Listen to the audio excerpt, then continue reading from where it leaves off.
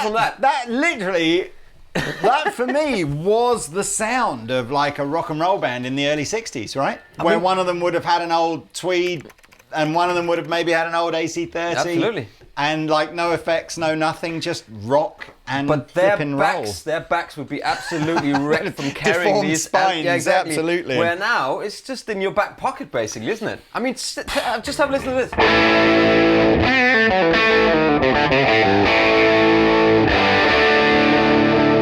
So, In a box, man. Welcome back. welcome back to Andertons TV. Please like and subscribe. And if you get bored at any point, check the timestamps because you can just whiz through and find the information that you want down there. I'm going to have the 10th of this morning. Yes, Universal Audio, la creme de la creme of stuff for the recording musician. Yep.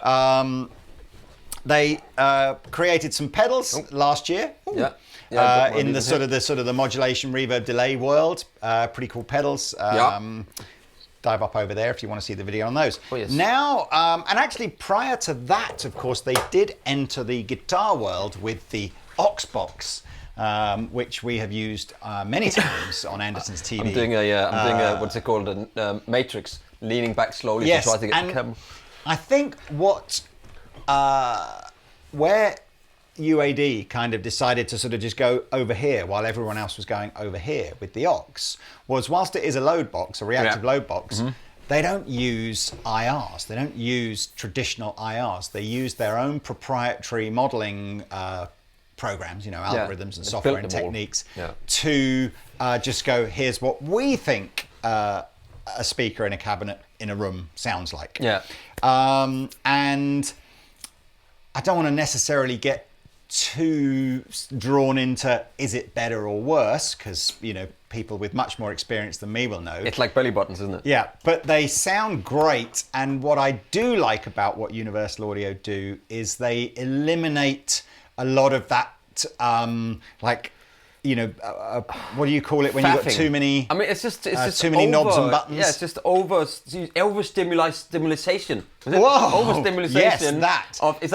That's just too much, man. It's anyway. Whatever it is, when you get too much technology and it's option paralysis. That's the word. So the idea with the Universal Audio cabs, it's kind of like, you want a 1x12 cab? Well, here you go, and this is just the best one, and it sounds amazing. Whereas Sorry, I just thought about something. Oh, really? Well, I was going to say, I didn't think it was that funny. Whereas, if you're in the world of IRs, you go, let's find a 1x12 cab, and it's like, oh, there's a million. Yeah. Anyway, these pedals now have entered the world of the kind of the amp modeling pedal. So nothing new in the sense of, you got Strymon Iridium and Walrus ACS1 and, blah, blah, blah, blah, blah, blah. The list is as long as my left arm. Yeah. Universal Audio have entered the sort of premium end of that world, and we'll come to pricing a bit later in the video. But they have launched 3 pedals. Each one is a dedicated amp in a box. So in, I suppose, time order. The Woodrow is an old sort of tweed deluxe type amp from the mid 50s. This one, I think, this is or it has its roots in a Universal Audio plugin that they have done before. Yeah, which they did themselves. So they did that from the ground up. They did the whole thing in that plugin, where the other plugins they have are made with other people. That's right. But this one they built ground up. And there's elements of Ox in here, and there's all sorts. So that's what I was plugged into in that initial jam. Yep. After that, we've got the Ruby, which is an AC sort of style amplifier, and again, this has a couple of different types of AC style amplifiers, normal ones, top boost ones, and then just in terms of time lineage, the sort of the most modern one, not modern at all, is the Dream, which is a 65 Blackface Deluxe. Yeah, I think that's going to be the most popular. You know what? I don't know. But we'll get to that when we get to the tones. But I've had these a little while, just jamming them and trying them out at home. Created some presets for them as well. If you do get the app and all the stuff, you can go in there and there's lots of stuff. We get to that. But I think it's just most user-friendly with the clean tones, whatever. So each pedal has 6 knobs and 3 switches. 3 switches in the middle here and 2 switches here. And they all fundamentally operate in a similar fashion, but what you'll find is that the knobs and switches do quite different things on each pedal, and we'll run through each of those. Yeah. overall, the basic concept here is you've got an on and an off mode, and you've got then a preset or a live mode. So live meaning it's just wherever you've got all the knobs and switches. Yeah. Preset meaning it's something saved, and it's very cool. We'll probably show you that again in a minute. Bluetooth from your phone into the pedal. Dozens of presets. You can make them yourself. They're all free and shared. And UA have done a pretty cool job of engaging with some well-known artists who have done their own presets. And again, you can just whiz through and have a play with those presets, and it just loads them into the phone in a second or two. So typically, as I said, the 6 knobs do different things, and hopefully overhead cam gives you an idea. The switches stay fairly consistent. So the left-hand switch scrolls through your speakers. Straight out the box, each one comes with 3, why did I do that? 3 speakers, and then as soon as you register it, you get like a bonus 3 more speakers. You've got 6 speaker emulations in each one, kind of 7 if you include switching it off, because you don't have to use the speaker emulation, and we'll come on to that pedal. In a minute. So the middle switch on the Ruby and the Dream have a couple of different modes. You'll notice actually on the Ruby, these 3 knobs, and on the Dream, these 2 knobs have a little bit of extra screen printing around them. They are additional parameters that you can adjust when you're in this alt mode. In the middle, you're just in your normal, the 6 knobs are just controlling the amplifier, and the bottom way is like a momentary switch to store a setting if you like it particularly. The Woodrow doesn't have that alt sense, so that middle button just switches between amp and store. And then on the right-hand side, you've got these very cool channel mods, which again can change sometimes how the boost works in conjunction with the channel. So again, the Ruby switching between top boosts, regular channels, vibrato channels, normal, brilliant, all that kind of stuff. And then again, the boost takes on a different vibe depending on what mode you're in. The Woodrow switches between a KP3K. Do you know what I've realised as well? I don't actually know what that means. This will be, I see. Right, okay. So on the Woodrow in its KP3K mode, the boost becomes an 80s rack delay preamp boost. That's the Korg 3000, isn't it? Interesting. There's an edge from U2 angle here. In the middle, it's just your stock preamp from that amplifier. And in the bottom mode, it's like using a vintage tape machine preamp boost as well. And then the Dream has a lead, stock, and a DTEX mode. DTEX is maybe something to do with the big D. Could be the big D from Texas. The big D from Texas. In the manual again, it talks about lead being an 80s overdrive special mod. I think we're going kind of Paul Revere territory. Stock is stock, and the DTEX is the sort of the SRV type Howard Dumble kind. Obviously all of these names are copyrighted and can't. It's their take on some very classic amp sounds. So shall we start? I'm plugged into that one now. I was in the beginning. I just turn. You can hear turn it off because it was quite. Now it's the preset. So now it's the what's it called? Live mode. The live mode. So it was a preset I've chosen from the app.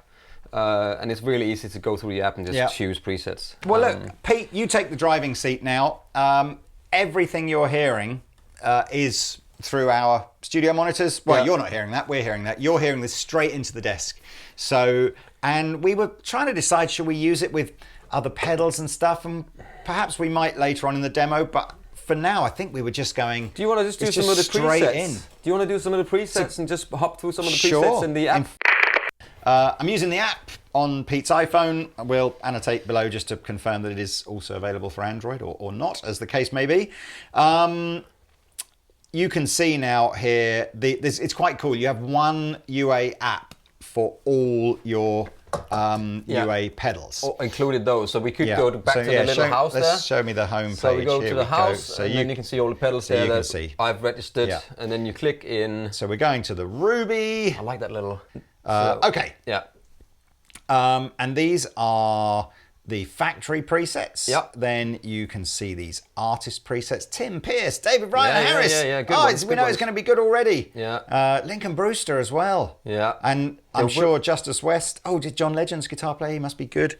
Jessica Dobson is a deep sea diver who plays guitar as well. I'm guessing Deep Sea Diver is her band. Derek Wells. There you go. I mean, this list will ever expand, I'm There sure. might be a Danish Pete one on there as well. When it And then updates. you've got this idea in the top corner of favorites as well. Yeah. So you just want to go through factory presets, do Yeah, you? just have a couple of factory presets so you can see now, and actually if you click the little 3 dots there, you'll see what it is and what microphones they use and so on. So here we are on, what's this called? Bright this one? chime. Give us a...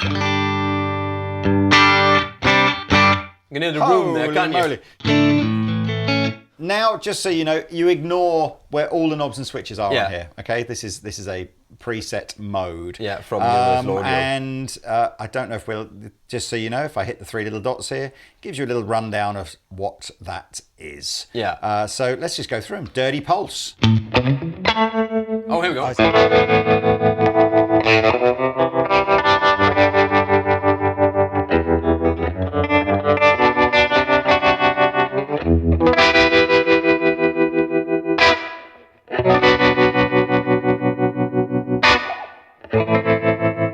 Dirty Wobble.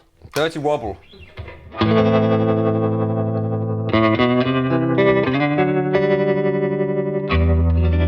That sounds Look at that. great, So man, doesn't it? we got a silver cab with a ribbon microphone in a large room with a harmonic tremolo on it. Oh, it's just all the good. Just the way that they write that, it's just I just get excited. And you know what I noticed when we did the intro jam, that it actually it works really. It's really responsive to your volume. Next, I don't think you're ready for this fan club jelly. Woo!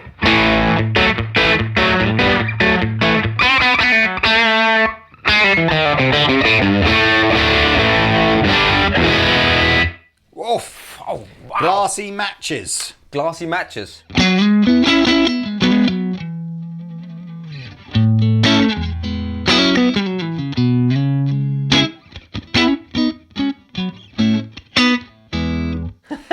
I don't know that we're going to have time to go through all of these. So Modern May, I guess, is...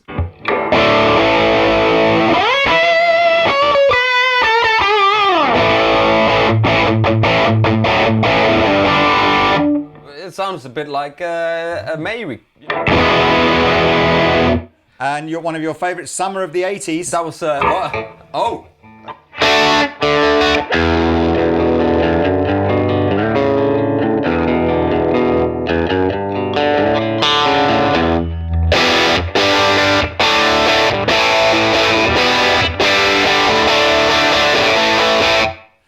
Unforgettable Air. Well, Tie Your Booster Down is going to be another Queen one, isn't it? Unforgettable Air, any idea?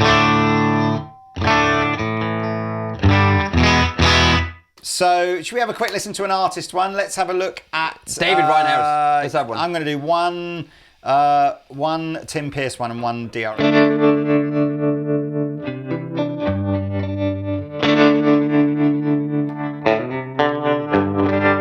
I guess it depends on what guitar you've used as well when you make it, right? So... Oh, it's like a slapback.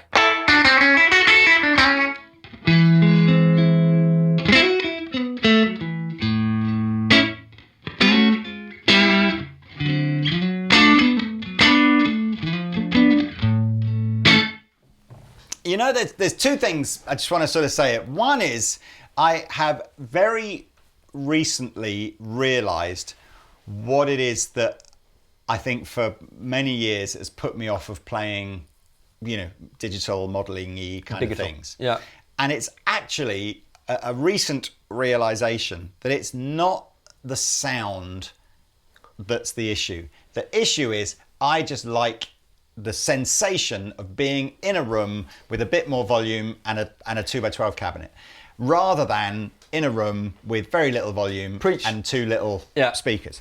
And I completely accept that the tone that you might record from that versus this in a track is the same. The same. Yeah. There's no sense. It's just a sense of enjoyment and excitement that I get more from playing this than I do from playing this. However, what is absolutely happening, the better this technology gets, the more that sensation is being broken down.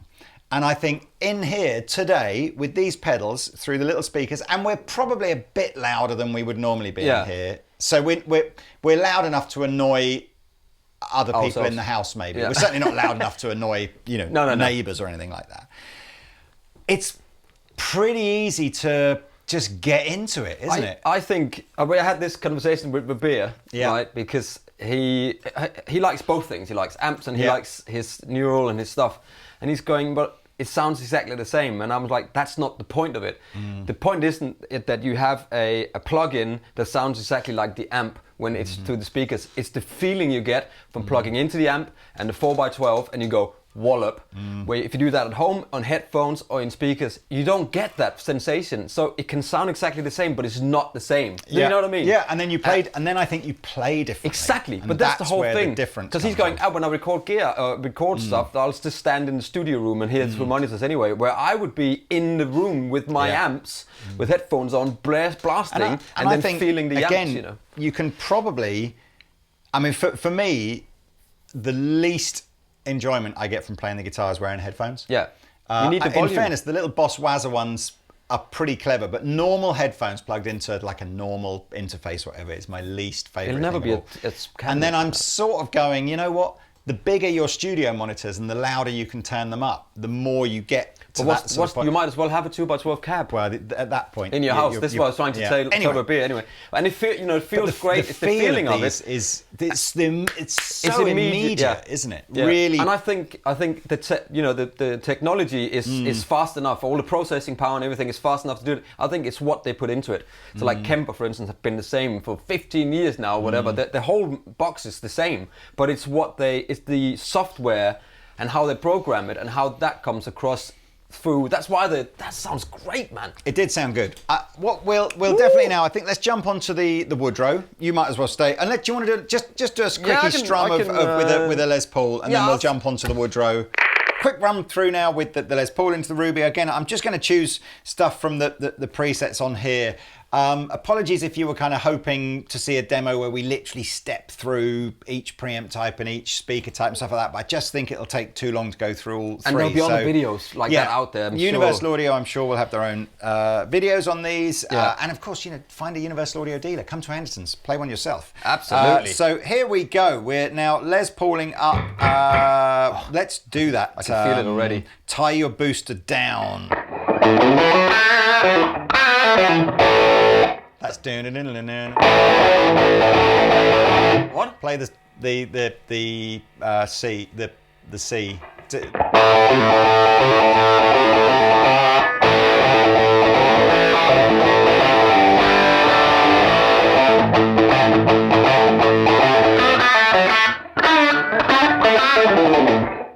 Anyway, there was almost Queen. Yeah. I never learned any song unless I absolutely have to, because what's the point? I've got other things to do. Warm Gold.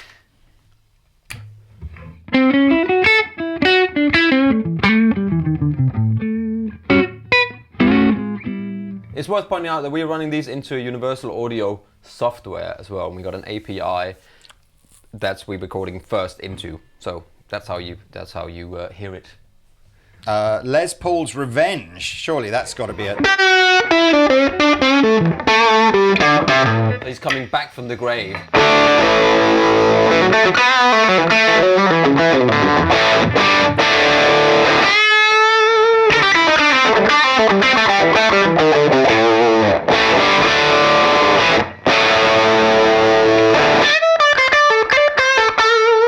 Man, that sounds Ruby great. chords, this says. Ruby chords.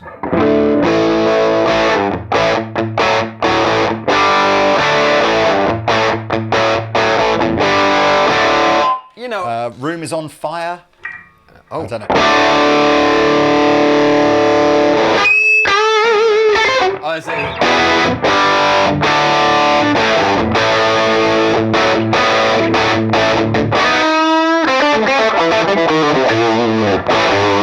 Got a slapback delay thing, I think, great, going man. on.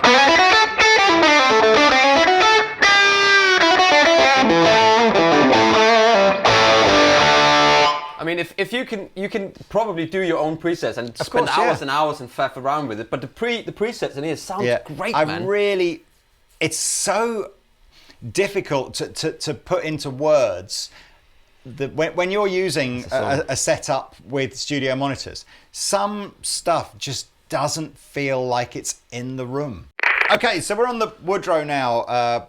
Pretty sure I said at the beginning of this video, so this is like an early Tweed Deluxe. So almost kind of like, almost the sort of the start of that whole kind of, Fender legacy of guitar Yeah, amplifiers. and the JCM 45, surely that came from that amp, didn't it? Yeah. Where you can bridge the channel 1 and channel 2. I'm going to use the phone to go through the presets. Yeah. I totally forgot on the Ruby one to do some of the presets Pete's done, but I will do that as well. I do want to just show you. This is. Are we using overhead? We are, aren't we? I don't know if you'll get that, but each of these pedals comes with a kind of like an all you need to know single page fold out manual. So they're really, for guitar players like Pete and I who don't really like reading about how stuff works, it's great to just know that you can quickly whiz down there and go, right, got it. Yeah, and they're simple and they sound good. That's the main thing, isn't it? I think that's where the aux box is so great. Okay, well look, let's hear Purple Telly in a Clean Room.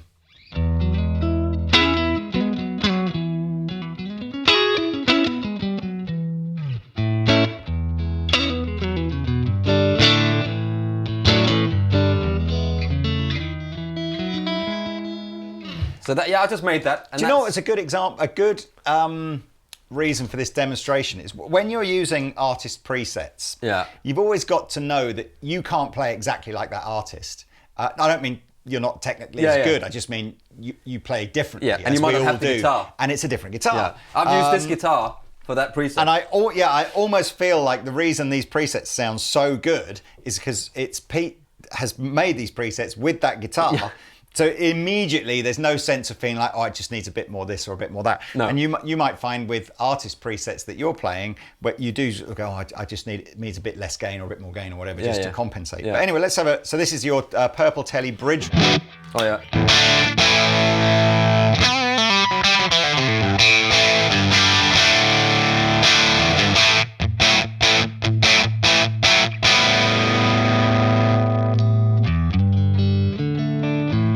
And it also cleans up here, so I'm cleaning up and then on the bridge. It's just an old-fashioned broken. Do you remember the video we did where we had all those little amps in the room? We compared all the little ones. We had the little 8-inch Fender, champ, and we couldn't work it out. I was like, what is it, and what does it do? And then we plugged the Les Paul into it and just cranked all of it up, and you get this old broken sound, and it was just glorious. Let's have Purple Telly in a broken room. It's not. No, it's just.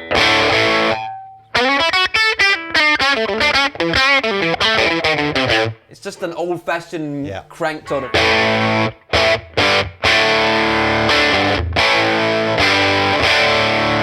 mean, I think it's great. It's a bit weird. I think anybody that's maybe our age or a bit younger, but there was a period, I think, through like the 80s and the 90s, maybe the 70s as well, where just the whole thing was like Fender just do clean sounds and Marshall do the dirty sounds. And so it's been quite an interesting journey over the last 10, 15 years or so, where you've had players like, I think, Joe Bonamassa, who's just like, no, it's just a gunned Fender sound. And that's this sound. Yeah, and that's... People forget that actually that's what a lot of it comes from that, Let's have a look. So here are some just of the regular UA factory preset things. I'm just going to literally find names of things I think sound cool. Actually, no, Big British Stack was what I was using in the opening jam.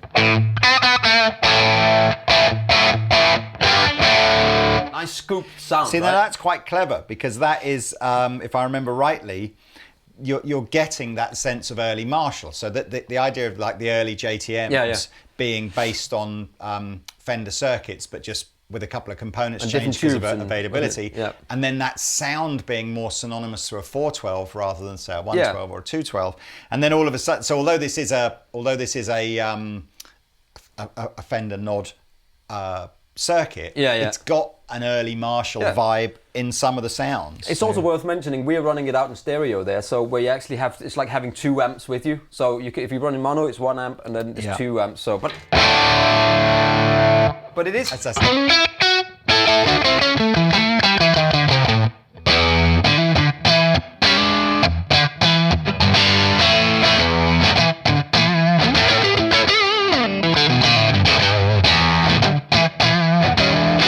It's just great. great, isn't it?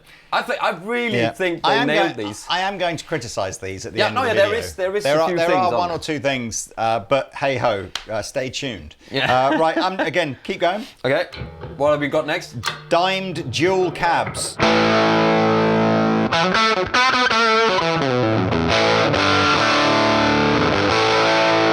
It's funny because it's got that. Do you remember they talked about cone cry when we did the video on the Ox? Yeah. Where they aged that speaker and the way that the paper and all that stuff reacts when it's older and the way it's got that. Here's the difference. Is it peaking or Here's the difference between the way UA do their speaker and cabinet emulations versus IRs. Yeah.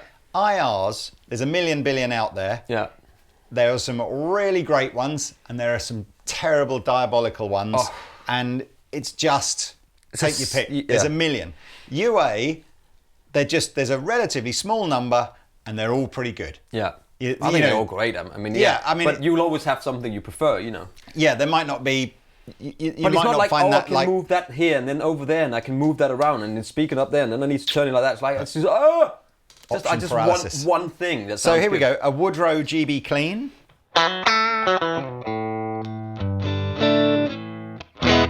I mean, I don't know pretty what dry. It's got the rooms going on still, hasn't it? Yep. Small studio. Aha. There's. That's funny because that's what the Strymon has got on. It's got the room knob instead of a reverb, you know. Yeah. But if you want reverb, you can just use the gold. The idea of the room thing is.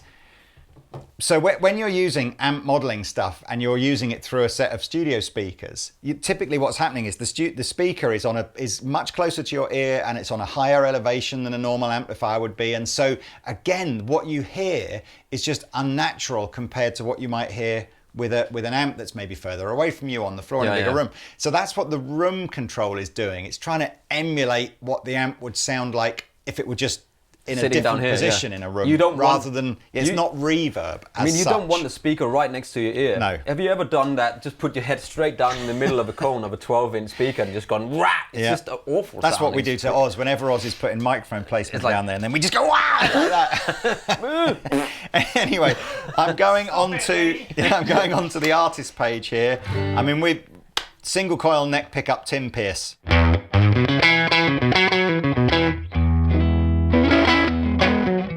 I mean, it's got that breakup where you go, is it...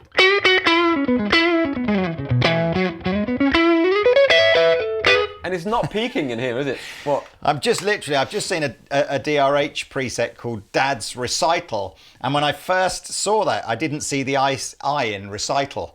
And I literally went, huh? And then I realised it said Dad's Recital.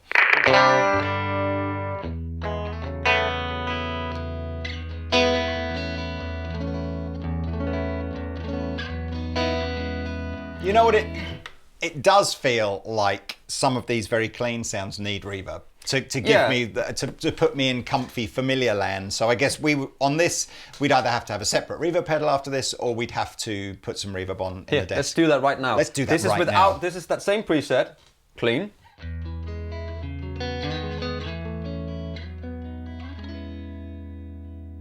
And now we're putting on a spring reverb, but from Universal Audio plugins in there. So here you go.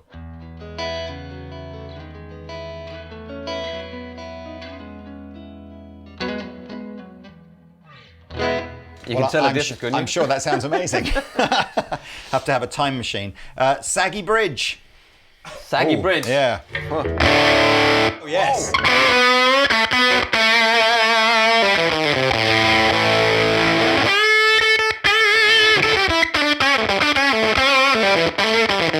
That's what Tom talked about. He talked about that, you know. He talked about the Woodrow, and we'll talk about how you might use these as standalone pedals. But he talked about the Woodrow having some settings where if you gun everything, you get this gated fuzz tone, and that's a good example. Here we go.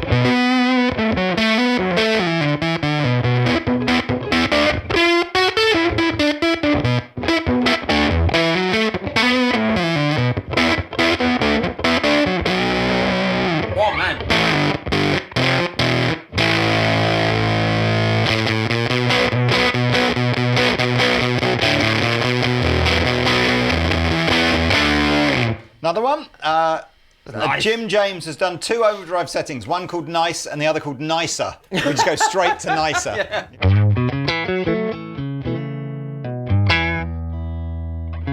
That's nice and thick and fat. Let's try the Nice.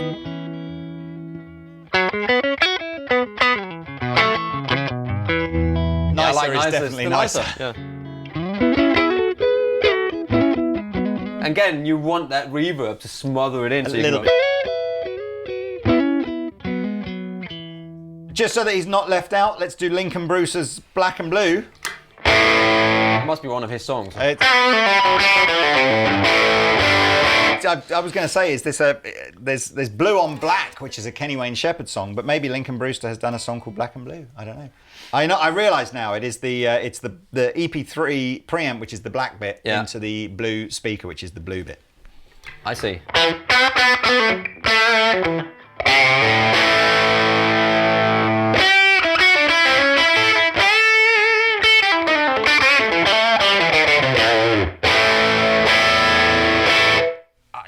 I think it sounds great, man.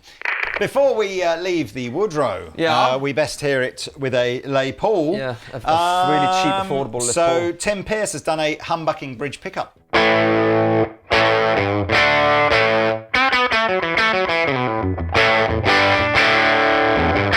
He's also done a woman tone lead.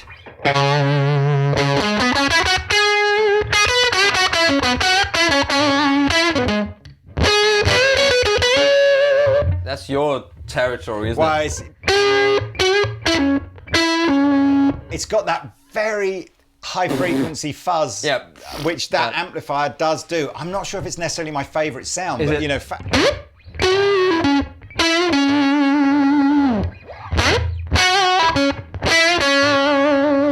Is it that? Is it that?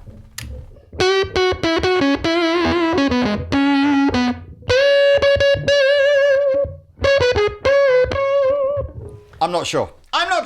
No. Let's do what's back in the factory presets. Let's have a little thick 4x12 ribbon 160 on it.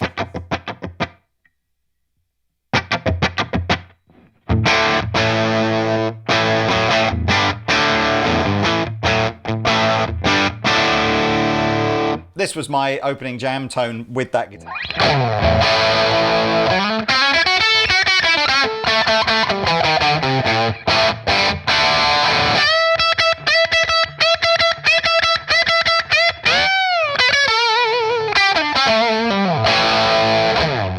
That's so reminiscent of that era. It's just got something going on, some of those 60s yeah. kind of rock bands.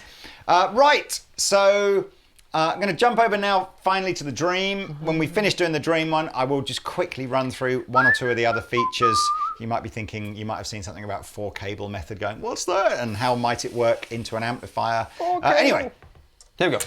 Now we're on to the Dream. Yes. And I have to say, whilst all 3 of the amps, or all 3 of these pedals are based on uber classic guitar amplifiers, probably of the 3, that mid-60s Blackface Fender Deluxe has probably been used for more clean sounds on, or not just clean sounds, more sounds on more albums than any other amplifier. It's for me, that's the clean. It's a lovely clean. Tone. With the reverb as well, it's just such a, so let's start off with a drop-tuned metal. No.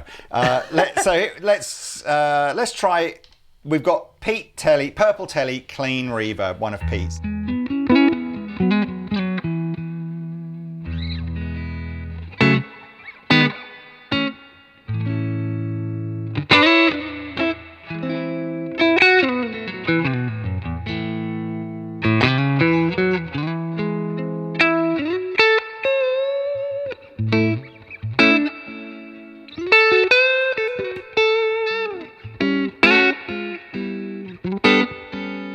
It's just that the reverb. This is the only pedal with reverb, right? Yeah. Well, the other one's got the room. This one has got the spring. Proper so reverb. You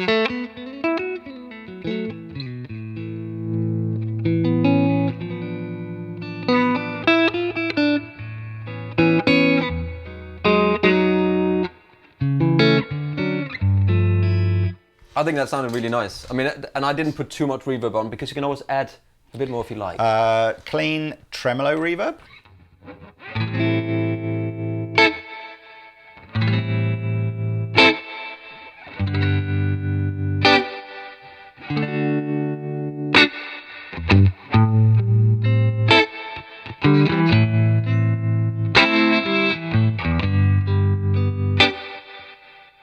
Nice, isn't it? Oh, it's nice. So if we didn't mention before, all of Pete's presets will be available via the UA app as well.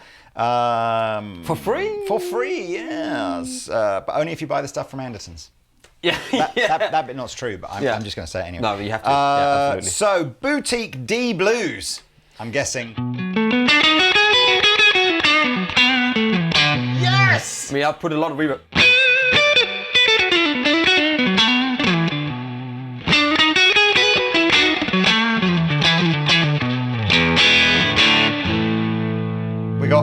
We're going so SRV here, but now we've got a 112 and a 410 in a stack using the DTEX mod.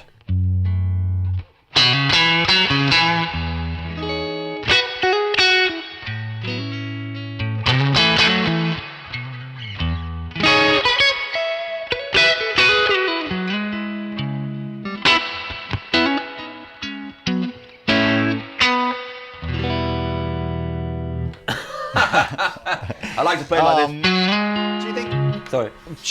The reverb is great, isn't it? Do we now just go and get a tube screamer and put it in front of this, or is that just too much of a? Well, is it? We should probably do. You probably want to hear it, right, with the tube screamer in front. Yeah. Okay, let's do that. We're back in the room. With no sound check, no nothing. You know what? I don't actually know any idea what Stevie Ray Vaughan's tube screamer settings were? We should know, shouldn't we? Should know. As somebody who's I'm just going to go everything on 12 and then we'll adjust.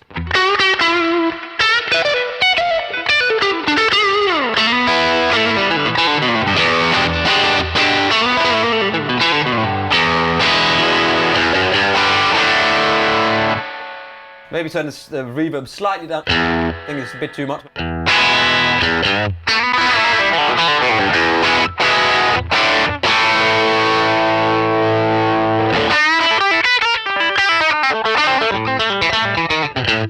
That's fine. I almost feel like it sounded more Stevie without the tube.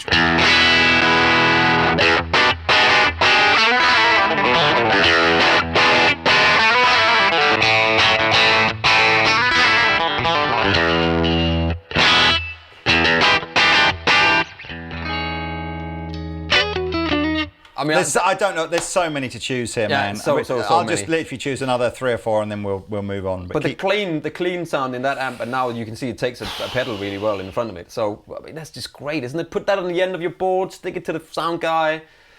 Brilliant. Jerry's Twins. Is this Jerry Garcia? Something like that.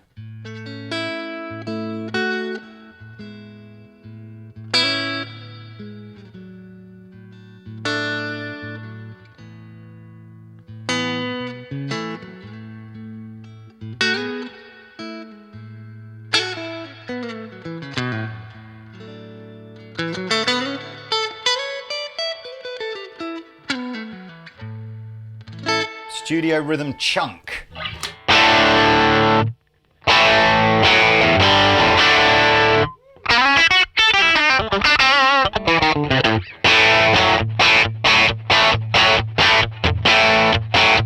And then take it down here.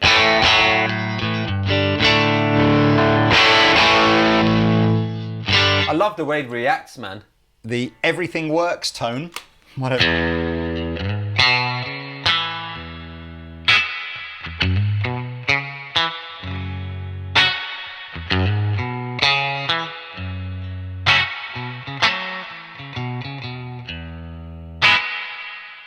Let's see who's in the artist section. Osnoy! Osnoy. We've got some more. Jessica Dobson, Corey Wong. Yeah. Who else is new? Do a chorus. There's a lot of new artists in the... Okay, let's go... let's do Osnoy for a start. I can't play like Can him. you play any of that stuff? Yeah, I know. Genius, man. Here we go. Overdrive. Incredible.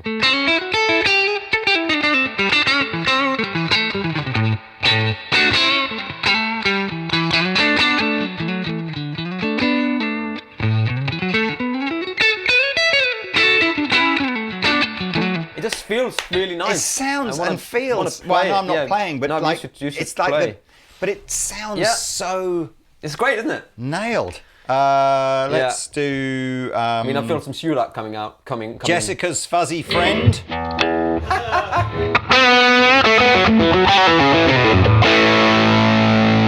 Wow, that's a lot of. Lloyd.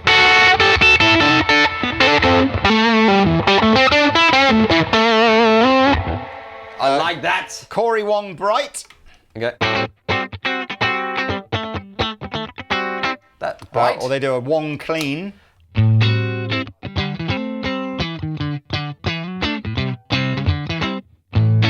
Not that's got the room on it, hasn't it? Yeah. It's incredible how different these presets are from the artists because they're using their guitar the way they play, as you mentioned. I like this. Tim Pierce has done one with a telly called "So Real It's Scary."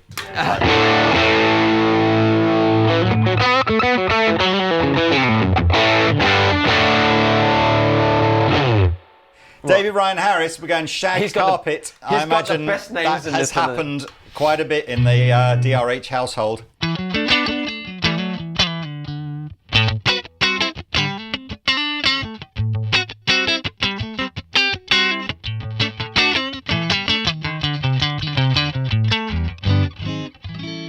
I feel sorry now. Apologies to any artist that I've not used a preset from. Tons. There's one last one. Nels Klein from Wilco. Oh yeah, he's. What does he play from Wilco?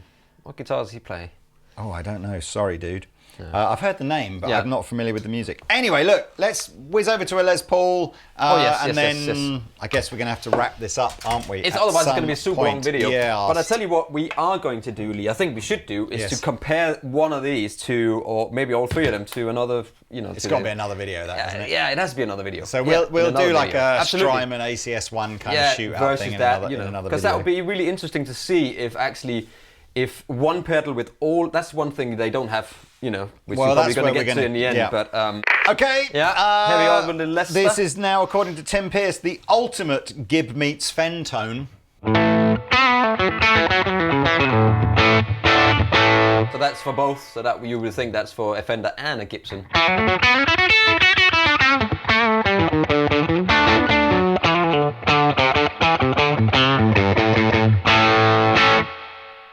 That reverb is just spot on, isn't it? Clean Your Room by Lincoln Brewster. Clean your room now, girl. Maybe it's one of his songs.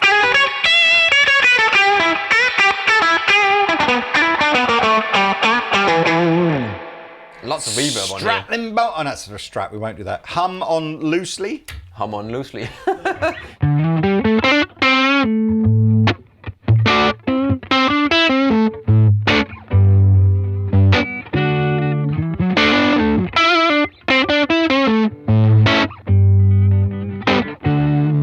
There's thousands and thousands, and imagine when you start digging into it, and making your own things, and getting onto the 3 extra cabs and speakers. But you know what's and cool gold. There's not thousands and thousands. No, And I know, but you can make your own thing. You can do your own presets. You save them in the app there. I get that, but there's never a sense that it's going to take you an hour to find a good tone. Exactly, you got 6 speaker cabinets or whatever, and you got and three amps, and then with the EC with the same as a that is not going to take you long to dial in your right sound. So look, that's our quick long run video, through. really. Yeah, quick, and I think you can tell that we're impressed with the basic tone.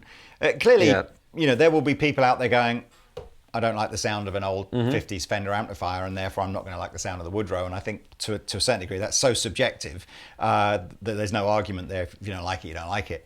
But I think what is not, which is completely fair to say, is that these have very accurately emulated the amps that they're trying to emulate. Yeah. Criticisms. Yeah. Constructive criticisms. Constructive. UAD have gone in at the sort of premium end of the pedal market, as we've said before. Yeah. So each of these pedals is going to cost you something around about the £350, $400 kind of mark. Yeah. And if you were to go down the Iridium or the Walrus ACS1 or what else? Even some of the old amplifier stuff, the DSM simplifier stuff, all that kind of stuff. Yeah. You would typically pay that kind of price and get a device that you could switch through three different amps. These 3 amps. Well, maybe you might get a Marshall, a Fender, and a Vox. And there isn't a Marshall. And there isn't a Marshall in here. So clearly, I think UA, and I think UA have done this before. UA, whether you're talking about their plugins or their interfaces or the aux box, they're not trying to go, here's a really affordable thing for everybody. They're kind of going, here's a really premium thing for people that want to shop, like John Mayer. It's the iShop in the high to low mode. Yeah. So I kind of get that, but there's always, I think, being sort of slightly skeptical as I like to be, that the software engine that's running these 3 pedals is probably the same.